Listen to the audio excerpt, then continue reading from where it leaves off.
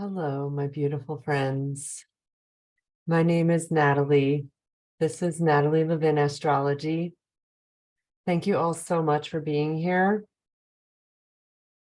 Right at the last, few minutes, right now at 1:09 p.m. on the East Coast of the United States. It's May 16th. It's Tuesday. At the last few minutes of having Jupiter in Aries, the grand finale, about to enter Aries, Taurus. Oh my gosh, it's so neat that I'm making this recording right as this is going to happen. Let me see when he's going to enter. And he'll go in at 1:20 p.m. Oh my gosh. So in 11 minutes, Jupiter will enter Taurus for like the next year. So I wonder what you're feeling like, everybody. First of all, thank you all so much. Overnight, I don't know what happened, but I got 500 or 600 people watch the last video from yesterday, and it sounds like it resonated because I was like, is this feeling helpful? And you were all like, yes. And then I'm at 997 subscribers on YouTube, and I do not take that for granted. Thank you so much. And if hearing the way I communicate resonates with you and you'd like to work with me and you're like, I don't know if I can afford it, please reach out to me. Maybe we can work something out. I am open to working on a sliding scale if that feels more, if that is more resonant for you, like you actually want to work with me and you don't know how to make it work. Maybe we can figure something out. So I want to say that. I want to say also that it is an energy of, oh my gosh. Let me describe what it looks like this morning for me. This is how the morning looked. And that was representative of the energy right now astrologically. As we build up to this giant grand square in the heavens. Is that what it's called? I think it's called a grand square. I think that's the name of it. It for me feels like lines of pressure, converging on a single point. The single point is you, and all these different areas of pressure are coming in to invite you to, like, it's almost like, picture you are in a room and there are a bunch of needles all pointing at you, and you can't move because if you move, you'll get pricked by one of them. That's the image that's coming up for me right now of what it feels like with this astrological energy.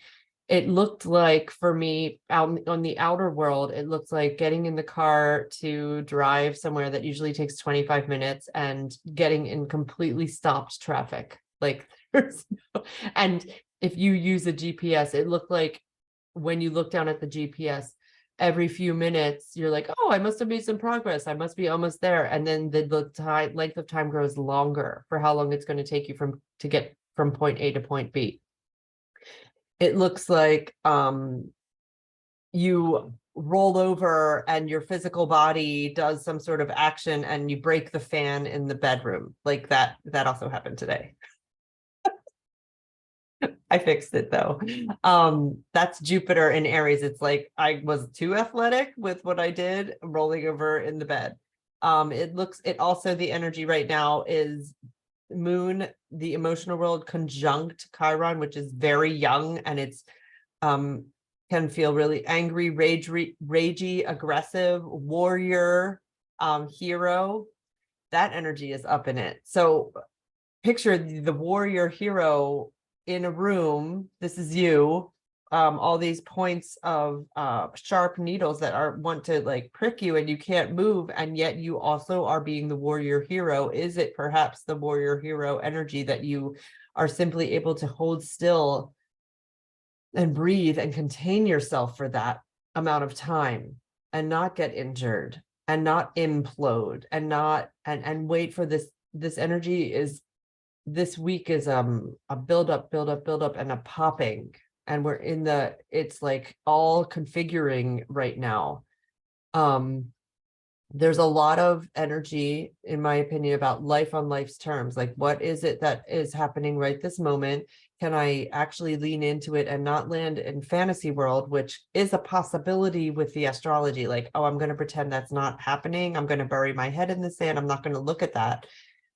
With Neptune and Mars in a trine. However, we do have this helpful energy of to actually look and take responsibility with Mercury, which is how our minds work, how we communicate. Mercury is now direct. He's not retrograde anymore.